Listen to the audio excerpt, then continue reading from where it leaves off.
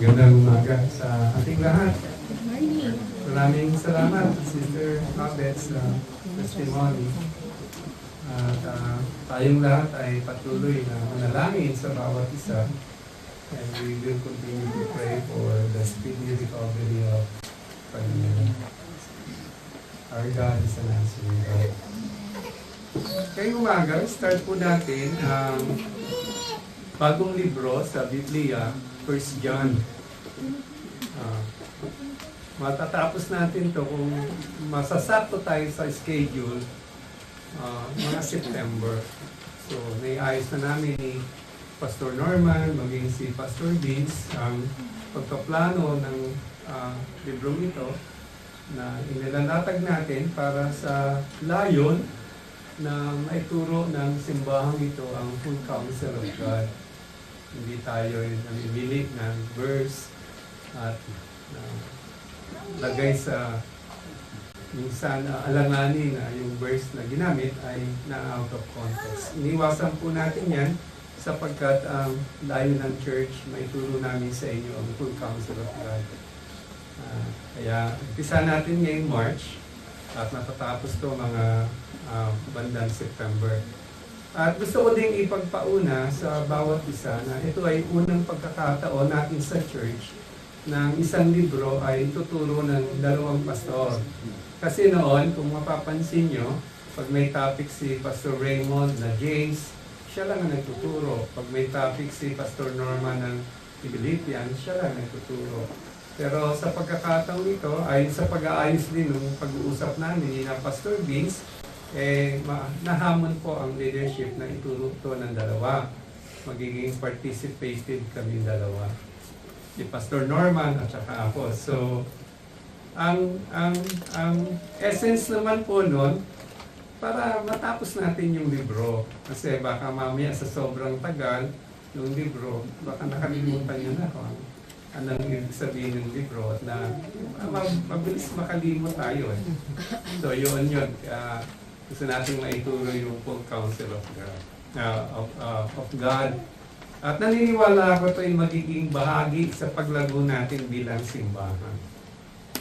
Kaya nawa ang prayer po natin na mula ngayon hanggang sa September, maituro namin, bigyan kami ng Lord ng wisdom, maituro namin ng tama, at maituro namin sa inyo na nandiyan kayo. Hindi kayo magkakasakit. Hindi kayo maihilo, hindi kayo magkakaroon ng outing o kung ano pa man. Walang concert. Yung iba ba? Para tuloy-tuloy natin mapag-aralan na sabay bilang iglesia. So, puntahan po natin yung ating text ngayong umaga. Bubuksan natin yung 1 John. Tayo po ay pumunta dun sa 1 John chapter 1 verses 1 to 4. Ugnayan sa salita ng buhay. Sabi dito, sumusulat kami sa inyo tungkol sa Kanya na sa simula pa ay siya na. Ang salitang nagbibigay buhay. Siya ay aming narinig, nakita, napagmasdan, nahawakan. Nahayag ang buhay na ito, nakita namin siya at pinatutupanan namin na at ipinapangaral sa inyo ang buhay na walang hanggan na kasama ng Ama at nahayag sa amin. Pinapahayag na namin sa inyo ang aming nakita at narinig upang makasama kayo sa aming pakikiisa sa Ama at sa Anak na si Jesucristo. Sinusulat namin ito upang malubos ang aming kagalakan. Dakilang Diyos, ang hiling po namin ay patuloy mong biyaya at pagpapala sa bawat isa sa amin, nagsasalita at nakikinig upang mas layo po mas makilala po namin kayo ng mas malalim. Sa pagkakilala po namin sa iyo ay mamahal ka namin hanggang sa patuloy na paglingkuran ka namin sa taos ng aming mga buhay. Salamat po, Panginoon. Alala namin si Carmela, pagpalain mo siya, Panginoon. Salamat po sa pangalan ni Jesus. Amen. Kaya sabi dito ni John, nakita namin si Jesus. Totoo siya. At ngayon ay sinasabi namin sa inyo yung tungkol sa Kanya upang kayo din ay magkaroon ng ugnayan sa Kanya. At dahil dito sa ugnayan ito, ang inyong buhay ay magkaroon ng kagalakan. Hindi madali ang mabuhay dito sa mundong ibabaw. Daming problema. Kaya nung napag-aralan natin dun sa Pilipos, si Paul, nung sinulat niya yung sulat na punong-puno ng galak, nakakulong siya nun eh. Hindi nakabase ang paggalakan niya dun sa kanyang kalagayan sa ngayon. At ito yung nararanasan din ni John. Nasabi ni John, kung gusto natin magkaroon ng buhay na may kagalakan, ito ay masusumpungan sa pakikipag-ugnayan natin kay Kristo, kay Jesus. At dito nakakatuwa, dun sa pag-umpisa ni John sa kanyang sulat, hindi kagaya ni Paul. Si Paul yung sa 13 na letters niya, mamememorize mo kung ano yung unang word niya. Kasi si Paul, sabi niya, Paul, yun yung pinakauna eh. Sa mga sulat niya, 13 letters siya ni Paul. Kaya alam mo, agad-agad, na si Paul yung author neto kasi pinakilala niya yung sarili niya. Kay John, walang intro-intro. Diretso. Yung pagkakahalatang niya dito, sinasabi niya agad yung pinakapangunahing na katotohanan na alam niya. Si Jesucristo, si Jesus ay totoo, siya ay walang hanggan, siya ay mula pa nung simula, hindi pa nagsisimula, nandun na ang Panginoon. At sa kanyang patotoo, sinasabi niya, siya ay totoo, narinig namin siya, nakita namin siya, na hipo namin siya, kasama namin siya. Ngayon kasi sa maraming mga Kristiyano, ewan ko kung nangyari sa inyo ito noon, minsan sa isip nyo kung tinatanong niya kung historically, totoo ba si Jesus? Nabuhay ba si Jesus? Yan, malinaw na. Sa panimula pa lang, nasabi ni John, si Jesus ay nabuhay.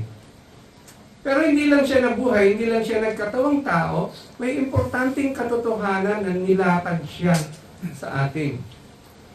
Na siya ay sa simula pa. Ibig sabihin, ay Diyos. Isang katotohanan agad na marami sa mga taong nabubuhay sa mundong ito at may mga iglesia ang naniniwala na si Kristo o tinuturo nila si Kristo ay tao lamang at hindi Diyos. At yung panahon naman nun, yung kanilang maling sistema ng paniniwala, hindi sila yung Gnosticism. Iniisip ng mga tao nung panahon na yon na ang material na bagay sa mundo ay masama. So lahat ng material masama. Kaya hindi pwedeng magkatawang tao ang Diyos. Pero dito sa atin, sa paglalatag ni John sa kanyang sulat, ito yung malinaw niyang nilatag. Sino si Jesus? Sino si Jesus? Kung titignan nyo din, magkapareha siya dun sa panimula niya dun sa Gospel of John. Kasi importante po itong katotohanan ito. Maraming mga maling katuruan na nagsasabi si Jesus ay hindi Diyos. Pero dito pa lang, wala nga intro eh. Yun ang ganang sinabi. At alam niyo, pagkakasabi ni John dito, masyado siyang dogmatic. Hindi niyo mababago ang kanya nasaksihan. Hindi natin mababago kailanman yung pagpapayag niya sapagkat alam niya, yan ay katotohanan, 100% na katotohanan. Wala ka mamaya, makausap kayong kumakatok sa pinto at lilituhin kayo. Sabihin sa inyo, hindi Diyos si Kristo. Ay, malinaw po, sa simula pa lang ni John, sa pagpapakilala niya kung ano yung katayuan ni Kristo, siya ay Diyos.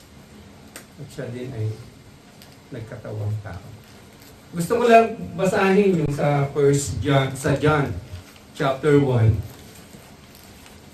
Ganito din sinimula ni Apostle John yung kanyang gospel. Sabi niya, in the beginning was the Word, and the Word was with God, and the Word was God. Malinaw. He was with God in the beginning. Tapos kung tatalon tayo dun sa verse 14, itong sinabi ni John, and the Word became flesh and made His dwelling among us. We have seen His glory, the glory of the one and only who came from the Father, full of grace and truth. So ito yung unang maliwanag na pagtatawid ng mensahe ni John. Sa panahon noon, ng mga tao ay nagkakaroon ng mga maling kaisipan. May mga nagtuturo na hindi pwedeng maging tao si Kristo. At ito agad-agad ang katotohanan na nilatag ni John sa kanila. Ngayon, hanggang sa panahon natin ngayon, dapat maunawaan natin, tayong mga mananampalataya, ang paniniwala natin ay gaya ng sinabi ni John, gaya ng nasaksihan ni John, gaya ng paniniwala ng unang mga mananampalataya na si Jesus ay anak ng Diyos, ay katawang tao para sa ating kaligtasan. At sa verse 3, iugnay niya yan eh. Yung katotohanan ito doon sa ating naging pribileyo. Nagkaroon tayo ng pribileyo makaugnay ang Diyos na buhay. Ngayon gusto ko lang ipagpapansin nyo dito sa sulat ni John, hindi niya minention yung pangalan niya. Hindi niya sinabi, ako si John ang gumawa ng sulat na to. Hindi niya sinabi. Katunayan, kung papansin pa natin yung letra, very relational yung ginamit niyang pronoun. We, tayo, no? Kami, madami, hindi personal. Alam nyo, ito yung pagpapatotoo lang na itong si John bilang apostol ng Panginoon, ito yung taong binago ni Kristo. Kasi nung umpisa, hindi naman siya ganito eh. Mayabang din to eh.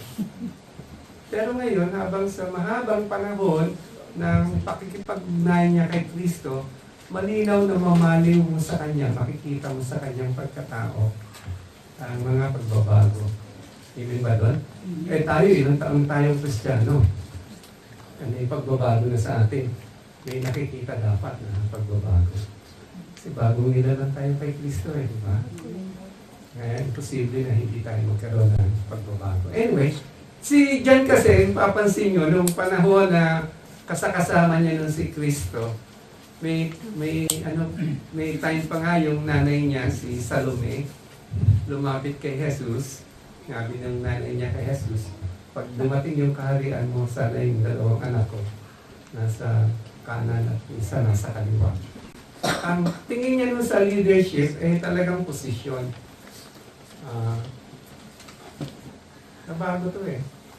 Ngayon sa kanyang pananalita, it's not about me. Kita mo yung kababaan ng loob na nakita niya kay Jesus na ngayon ay nananalaytay sa kanyang pagkatao nung sinulat niya to. It's not about me, it's about us. Diba? Hindi ako yung special. Minsan nga, pagka worship time, iniisip ko yung mga kanta natin. Pag ang kanta natin, sumisentro sa I.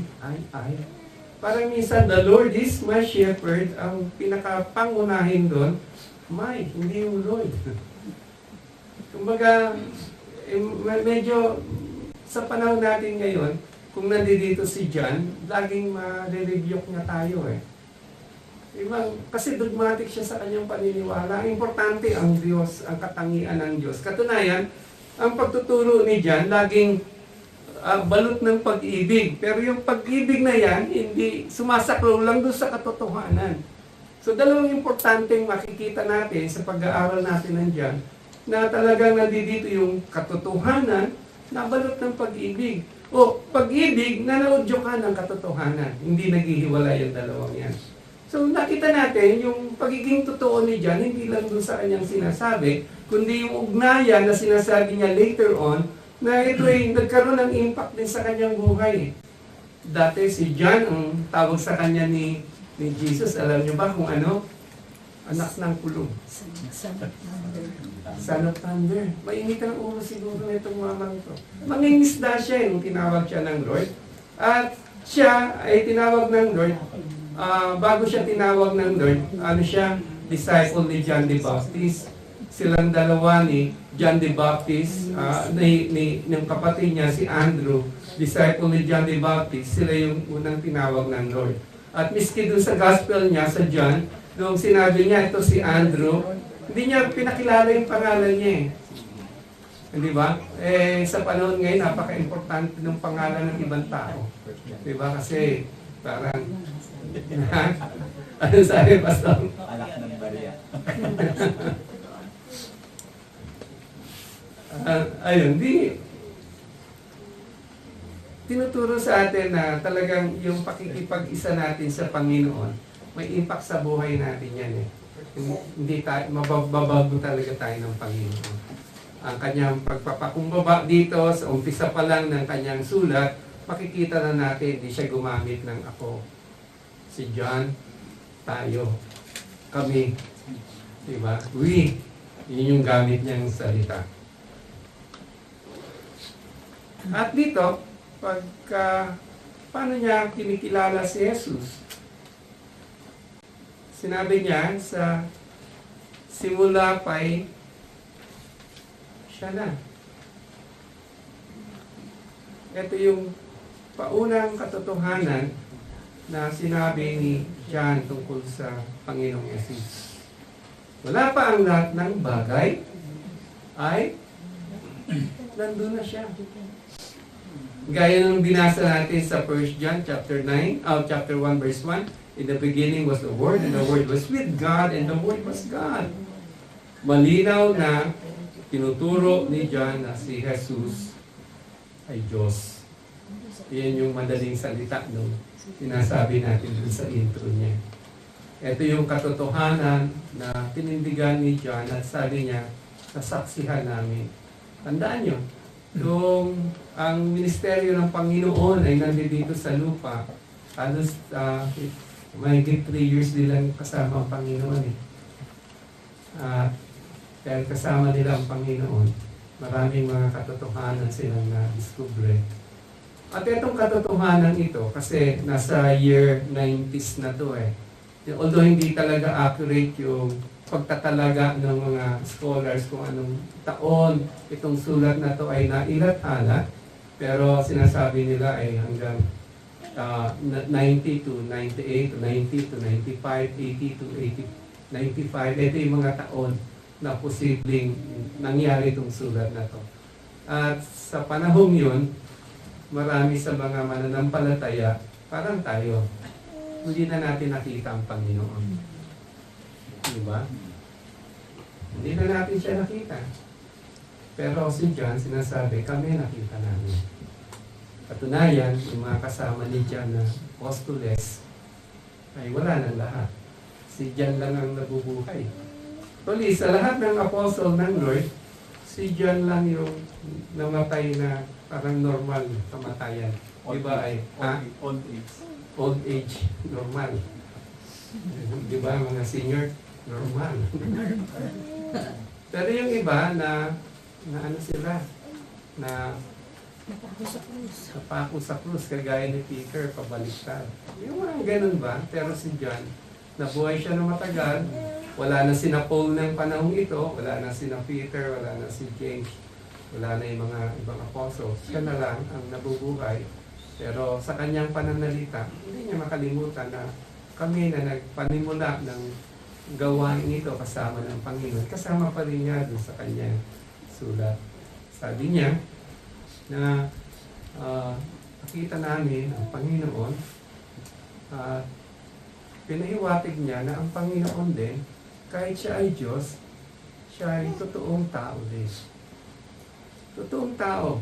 Kasi narinig namin siya, nakita namin siya, napagmasdan namin siya, nahawakan namin siya, nakasama namin siya. Ito'y contrary dun sa maling turo na nag-uumpisang umusbong nung panahon na yon, yung tinatawag ni Paul na Gnosticism, na mapapansin nyo to sa sulat ni Paul, maging sa mga taga-Epeso, na itong katuroang ito ay lumalagana. Parang nagkakaroon ng impact. Kasi nga, marami sa mga tao, hindi na talaga personal nakita ang Panginoon. Sinasabi ni John, kami personal namin sila nakita. At kung ano-ano yung mga parang magagandang mga salita, na ang gandang pakinggan, pero hindi naman totoo. Parang ngayon, pagka kumanta ka ng The Greatest Love of All, palakpakan yung mga tao eh. Pero sa totoo lang, pagka kumanta ka niya, maling-mali yung kinakanta mo. Loving yourself is not the greatest love of all. Diba? Pero maraming tumatanggap sa ganong katotohanan. At iba pa nga, nag-aalmusal kami na Brother Levi nung Sabado doon sa bahay. Tapos namin, kailan ba yun? Mag-bike. Nag-almusal kami. Pag-usapan namin, minsan mga tao, hindi maingat. Brother Ray, di ba? Yung the greatest love of all, minsan sa sarili. Tayo din, mag-ingat din tayo. Hindi naman tayo pinagbabawalan ng Diyos. Pero, pagka na-focus, ang lahat ng bagay nangyari sa sanlibutan, sa sarili natin, that is a wrong focus. Nagkakamali tayo. Kahit parang ang ganda no, dating. Magkakamali tayo, magkakamali. Eh, yung panahon na yon, sinasabi ng mga turo, yung Gnosticism, na ang material na mundo, lahat ng bagay na material, hindi yan masama yan. Ang tao masama. Kaya hindi sila matanggap na si Kristo ay naging tao. Kaya nga, yung katotohanan na tinuturo ni John, napakahalaga to kasi sinasabi ni John kung totoo si Jesus. Diyos nga siya, nagkatawang tao at pumasok ang Diyos sa ating mundo upang tunay natin siya makilala at makaugnayan. May purpose kung bakit ganito. Pumasok siya. At ang pananampalataya natin, hindi man natin nakita ang Panginoon. Diba? Ang pananampalataya natin ay nakabatay sa isang tunay na tagapagligtas. Hindi ito idea na walang basihan. Hindi ito fake news. Hindi ito isipan na walang matibay na basihan. Hindi rin ito tradisyon na walang katotohanan. Sapagkat ito ay ang katotohanan. Ito ang totoo. Kaya sabi ni John, kami ang naging saksi. Sino si John, di ba? Mapansin natin na nung umpisa, mangingisda siya, tinawag siya ni Jesus. Tapos, binago siya ng Panginoon. Tapos ngayon, binago siya ng Panginoon. Ang daming nangyari. From self-centered na tao, naging apostle of love siya eh. Ngayon, nung kailan na narinig ni John yung boses o patotoo na si Jesus ay anak ng Diyos. Mismo sa God the Father during the baptism. At si John at si Andrew bilang mga disciple ni John the Baptist, narinig nila yun eh. At ito pinatutuhanan niya. Kaya mga kapatid, yung parang aalinlangan ka sa historical figure ni Christ, na si Christ ay Diyos na. Ito nga si John, the witness, nakasama nila ang Panginoon eh. Narinig nila mismo yung tinig ng Diyos Ama na nagsasabi, yan ang aking anak, makumikan sa kanya. Minamahal namin. Sakto yan, dun sa John 3:16, di ba? Sabi niya, for God so loved the world, that He gave His only begotten Son, that whosoever believes in Him will not perish, but will have everlasting life. Yung pagiging saksi ni John sa mga pagkakataong ito, nais niyang pagtibayin yung pananampalataya ng mga mananampalataya ng panahon na yon kasi inaatake sila ng maling mga katuruan. Kaya dito sa kanyang pagiging saksi, sabi niya, narinig namin, nasaksihan namin, sabi niya. Hindi lang narinig, nasaksihan. May panahon doon sa Gospel, sa Matthew, no? Sinabi dito yung transfiguration ni Christ. nung sinama sila ni Christ, ang kasama niya ay inner circle. Sino? Si Peter, si Andrew, si John. Kasama ni Jesus dun sa bundok. At dito, sa pakikipag-usap ng Panginoong Jesus sa Diyos, na transfigure si Jesus. Nag-iba ngayon ni Jesus. Nakita nila ang liwanag ni Jesus. At nakasama ni Jesus nung panahon na yun, si Moises at si Elijah. So itong mga bagay na nasaksihan nila, ito'y pinapatutuo ni John sa kanyang sulat. Pangkontra dun sa mga maling katuruan na lumalaganap. No? At upang pagtibayin lalo ang relasyon ng mga mananampalataya kay Kristo. At pagkatapos sabing gano'n ni John, di ba? Siya ay aming namasdan. Yung pagiging tao ni Jesus, nakita din nila yan sa Gethsemane. Yung gabi bago pulihin, dakpin ng Panginoon na nalangin si Kristo, kita nila yung pagiging totoong tao ni Christ. Importante kasi ang katotohanan ito kasi marami sa mga Kristiyano na kompormiso yung ganitong katotohanan. Pero simulat sa pool, ang nilalatag sa atin ng salita ng Diyos, si Jesus na pundasyon ng ating buhay, si Jesus na ating tagapagligtas, si Jesus na ating tagapamagitan sa Diyos Ama, siya ay Diyos at siya ay nagkatawang tao. At dito sa Garden of Gethsemane, di ba, na kita nila ang Panginoon sa kanyang pressure, yung pawis niya parang dugo, droplets of blood. Pagpapakita ng pagiging tao ng Panginoon. Maging dun sa yung gagawin natin mamaya, yung binili ng Lord sa atin bilang pag-alala sa Kanya, dun sa Last Supper. May sa Ebanghelyo, di ba, may nakasandal dun sa dibdib ng Panginoon. Alam niyo kung sino yun? Si John.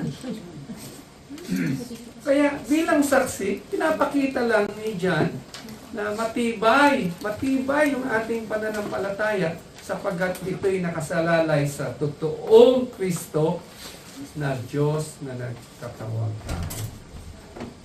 At napaka-importante ng ganitong katotohanan kasi ito yung katotohanan na mag-uugnay sa atin sa Diyos Ama at ang katotohanan ito magbibigay sa atin ng ganap na kaligayahan, kagalakan. Ang katotohanan ito bibigay sa atin ng, sabi nga, complete joy, kagaya ng sinabi ni John na nararanasan nila. Ang katotohanan ito magtutulong sa atin para mapagtagumpayan natin, mga kapatid, yung kasalanan. Ang katotohanan ito ang bibigay sa atin ng katiyakan na tatanggalin yung ating mga alinlangan kapag tayo ay pumanaw na sa mundong ibabaw ang pananampalataya natin kay Jesus. Magbibigay sa atin ng kasiguraduhan. Hindi mababali ang Juan sa kanyang pag-testify ng ganitong katotohanan. Ngayon, sa susunod na linggo, tutuloy po natin ito at natin pupuntahan yung pakikipag-ugnayan natin sa Diyos. Bakit?